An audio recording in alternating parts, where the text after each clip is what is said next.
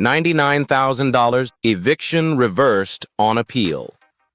Here's what changed. An illustrative educational case study inspired by common eviction, documentation, court, and property management disputes. Eviction laws, procedures, appeals, notices, and tenant protections vary significantly by jurisdiction. This episode is educational and is not legal advice. $99,000. The landlord won the eviction. The court ordered possession. He thought the case was finished. Then the tenant appealed, and the decision was reversed. Months of lost rent followed. Legal bills increased. The property remained tied up. And suddenly, a landlord who believed he'd done everything correctly was forced to ask a painful question. How did I win the case and still lose control of the property?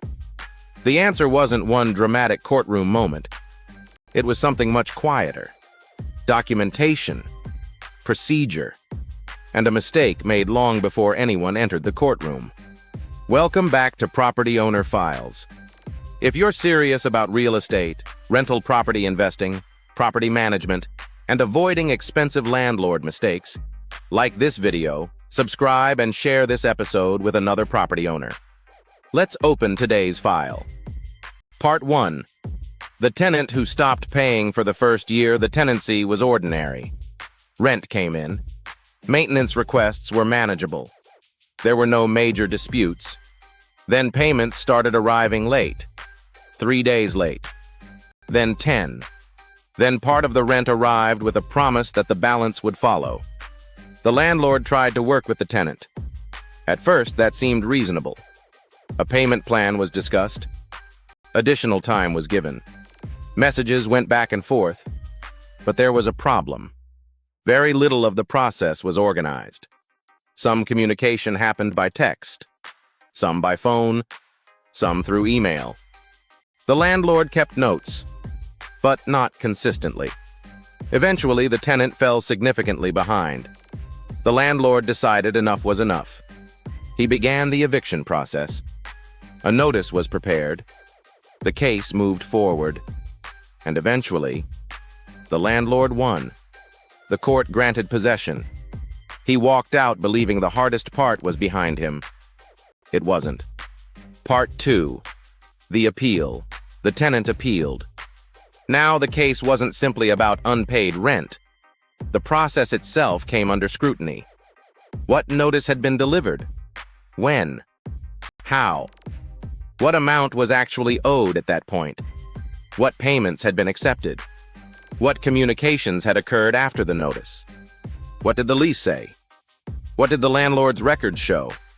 Those questions sound simple, until your answers are spread across 6 months of text messages, bank deposits, emails, handwritten notes, and memory. The landlord's attorney began reconstructing the timeline. One payment had been accepted after an important notice. A communication had changed the understanding of another deadline. The ledger didn't clearly match every conversation, and documentation surrounding part of the process wasn't as clean as the landlord believed. Again, the exact legal effect of those facts depends entirely on the jurisdiction. But in this case study, they created enough procedural uncertainty that the original result did not survive the appeal. The eviction was reversed. The landlord was stunned. He kept saying, "But the tenant still owes the money." That wasn't the only question anymore. The question was whether the process used to regain possession had complied with the requirements that applied to the case. And that's a distinction every landlord needs to understand. Being right about the money doesn't automatically mean you've handled the legal process correctly. Part 3. How $99,000 disappeared. 4/20 to 6/20. The reversal changed everything. More legal work, more court costs, more months without predictable rental income, more carrying expenses. The mortgage still had to be paid. Taxes didn't stop. Insurance didn't stop. Maintenance didn't stop. The property remained an asset on paper, but financially it was becoming a liability. Then came turnover expenses, repairs, cleaning, administrative costs, and the opportunity cost of a unit that could not be returned to normal operation as quickly as the landlord had expected. By the time lost rent, legal expenses, carrying costs, repairs, and related financial consequences were calculated in this educational case study, the impact approached $99,000. The landlord's first instinct was frustration. He blamed the tenant, then the court, then the process. Eventually, he looked at his own operation, and he recognized something uncomfortable. He had treated the eviction like an event. But eviction is a process, and processes are only as strong as the records supporting them. Before I continue, if this story is making you rethink your screening process, the link in the description is the exact tool I'd use. No pitch, just the resource. For today's property management and systems case, you'll also find DoorLoop linked in the description as the property management resource associated with this episode. Part 4. The Eviction Documentation System. After the case, the landlord rebuilt the operation. Not because a software system can guarantee an eviction result. It can't. And not because documentation replaces qualified legal guidance. It doesn't. He changed because he never wanted to reconstruct another 6-month story from memory. The new approach had 5 parts. We can call it the Property Owner Files Eviction Documentation System. Step 1. Start with the lease. Before a problem begins, understand the agreement. Rent amount. Due date. Late payment provisions. Notice requirements contained in the agreement. Occupancy terms. Maintenance responsibilities. Communication procedures. And anything else that may become relevant later. A landlord shouldn't be discovering the lease terms for the first time after a dispute starts. Step 2. Maintain one rent ledger. The landlord stopped tracking rent in multiple places. Every charge, every payment, every balance, every adjustment. One record. That matters because once a dispute begins, you don't want to be asking, wait, did they pay $800 that month or $100? Your records should answer before your memory has to. Step 3. Document important communication. Phone calls can be useful, but important agreements should be documented appropriately. Payment arrangements, notices, maintenance issues, changes, promises, relevant communication. The landlord learned that a conversation may feel clear on Tuesday and become completely different when remembered 6 months later. Documentation creates a timeline. Step 4. Don't improvise legal procedure. This was the biggest lesson. Eviction law can be highly technical.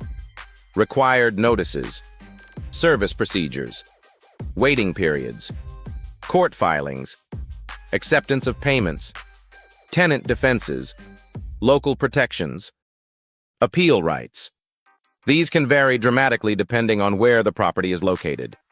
So the landlord stopped treating internet advice or personal experience as a substitute for knowing the rules that applied to the specific property. When the stakes justified it, he used qualified local legal guidance.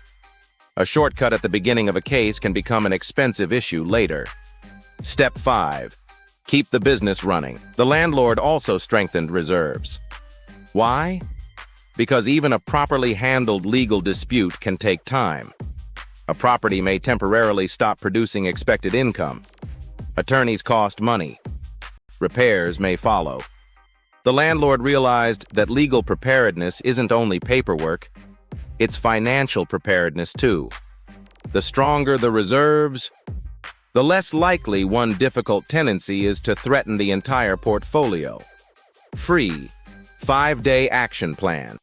If today's story made you realize that successful property ownership depends on systems long before anyone enters a courtroom, download the free 5-day action plan for future landlords using the first link in the description.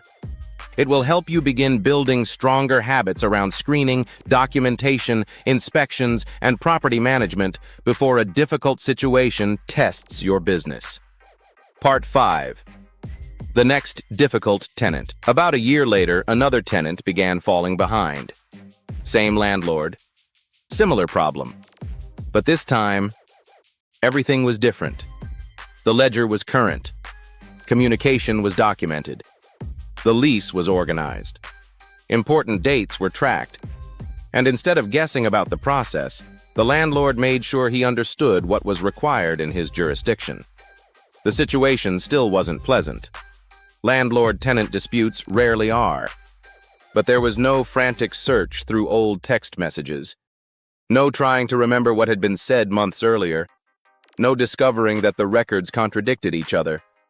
The landlord could focus on solving the problem, because the system had preserved the history.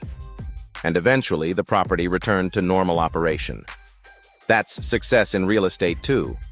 Not just buying another property. Not just increasing rent. Sometimes success is facing a problem that once cost you almost $99,000 and realizing you've built a business capable of handling it differently. Conclusion. The biggest lesson from this case isn't evictions are bad. Sometimes landlords have legitimate reasons to pursue possession, and tenants have legal rights and defenses within that process. The lesson is simpler. Procedure matters. Documentation matters. The lease matters. The ledger matters. The timeline matters. And local law matters. Don't wait until you're standing in court to organize your rental business.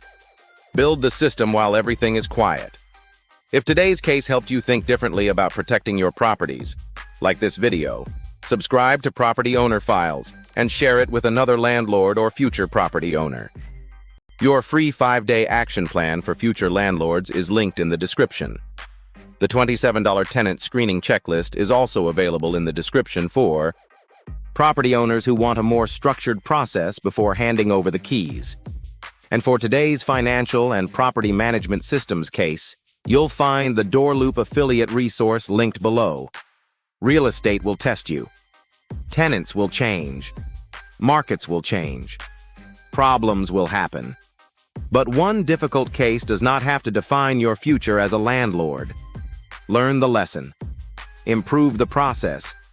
Build the reserve. Strengthen the documentation. Then keep moving forward. Until next time, know the lease. Know the numbers. Respect the process. Document everything. And build a rental business strong enough to survive the problems you never expected.